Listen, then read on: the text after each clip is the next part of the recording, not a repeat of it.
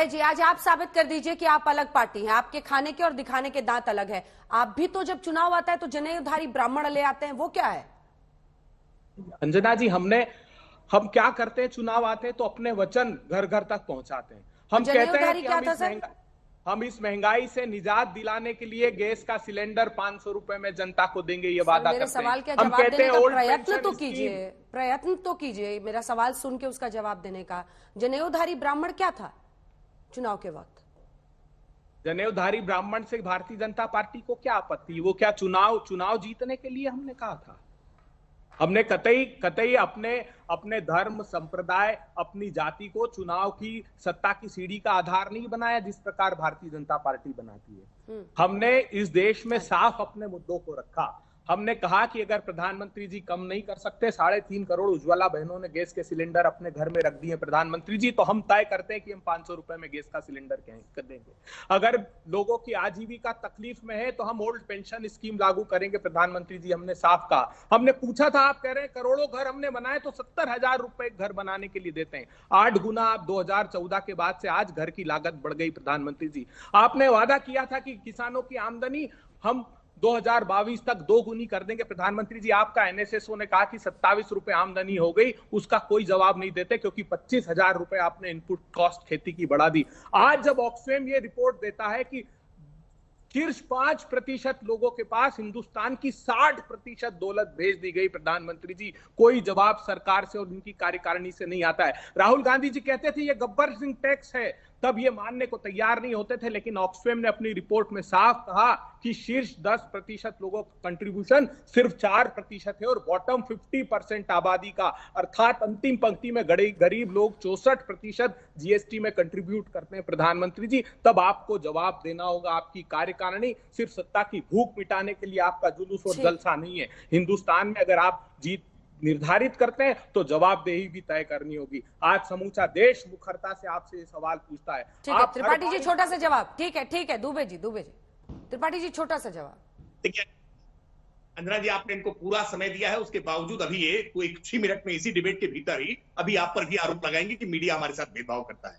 सच्चाई ये है कि अमेठी में चुनाव इसलिए हार गए थे राहुल गांधी जी, क्योंकि आज ही अमेठी से खबर आई है कि AK-203 असॉल्ट राइफल्स अब बनने लगी हैं, जो देश की सेना के जवानों के हाथ में रहेंगी, जिससे दुश्मन देश के दांत खट्टे होंगे। सच्चाई ये है कि भारत के भीतर ये स्वाभिमान जागृत किया है कि आज भारत के भीतर निर्माण हो रहा है। 100 से ऐसे ज्यादा अधिक प्रोडक्ट हैं आज जो आर्मी के लिए, जो भारत के भीतर ही बन रहे हैं। हमारी अब विदेशों पर निर्भरता हम कम कर रहे हैं, वरना बच्चों के खिलौने तक के लिए हम चाइना पर निर्भर होते थे। आज खिलौना इंडस्ट्री में हमने आत्मनिर्भरता लेकर के आए हैं। आज भारत के युवाओं को हमने जॉब सीकर नहीं, जॉब क्रिएटर बनाना शुरू किया है। भारत के स्वाभिमान को आपने नेस्तनाबूद कर दिया था, विदेशियों के सामने आपने गिरवी रख दिया।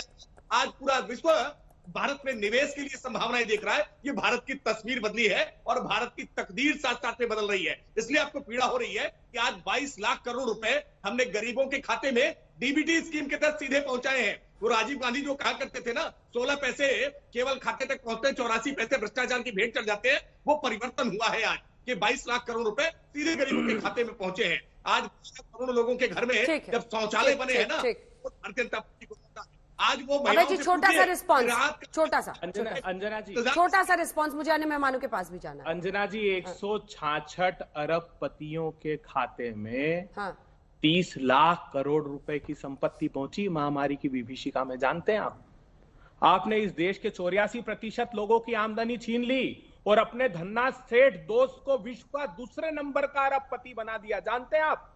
ये आपकी सच्चाई है, वास्तविकता का धरातल है। चीन भारत की सीमा में 2000 स्क्वायर किलोमीटर अंदर बैठा है। डेप्सोंग प्लेन पर कब्जा कर लिया उसने, अरुणाचल प्रदेश में पूरा गांव बसा लिया। और आप बात करते हैं दिखावे की, आपने जो इंपोर्ट है डिफेंस का वो 46,000 करोड़ रुपए के लगभग पहुंचा दिया। आप बड़ी बड़ी बातें करते थे कि हम तो भारत में अब निर्माण करने लगे डिफेंस की सामग्री। $100 बिलियन से अधिक का चीन से इंपोर्ट का नतीजा जानते हैं? पढ़िए parliamentary standing committee on commerce की रिपोर्ट। 60 लाख एमएसएमई हिंदुस्तान में परमानेंट बंद हो गए। तो वो अनऑर्गेनाइज सेक्टर जिसका मैन्युफैक्चरिंग में 45% कंट्रीब्यूशन है, एक्सपोर्ट में 40% कंट्रीब्यूशन है, उस एमएसएमई को आपने पूरा तबाह कर दिया। ठीक है, अब अन्य मेहमानों को दिखाइए। आप दोनों के पास अब लौटेंगे, थोड़ा सा इंतजार कीजिए। रागी साहब, सीधा कहना है और सीधा संघ पर यह आरोप है, जैसा कि राहुल गांधी ने कहा है, नफरत वाली राजनीति, और यही हरा रंग से नफरत करता है संघ, ये वैसी साहब भी कह रहे हैं। देखिए, कोई कहने वाला कुछ भी कहे, संघ सर्वस्पर्शी है। पीएम कह रहे हैं चर्च जाए कार्यकर्ता, आप इसका स्वागत करते हैं? आपको बिल्कुल जाइए, कहा किसी ने बिल्कुल इस जाइए, देश ऐसे बेरुखी से क्यों नहीं कह नहीं रहे हैं? नहीं, देखिए, इस देश में किसी भी संप्रदाय के प्रति, हिंदू होने का ही मतलब है कि किसी अन्य संप्रदाय के प्रति घृणा नहीं रखना, लेकिन सवाल यह होता है क्या दूसरा धर्म या घृणा नहीं दूसरा रखना या संप्रदाय, सम्मान नहीं, नहीं, रखना? देखिए, आपको मैं बताता हूं, एक घृणा नहीं रखना या सम्मान रखना, दोनों अलग सम्मान चीजें, रखना, याद रखिए। सम्मान रखना और उसको एक्सेप्ट करना। लेकिन क्या इस्लाम के मानने वाले और क्रिश्चियनिटी को मानने वाले हिंदू के बारे में भी ऐसी ही धारणा रखते हैं?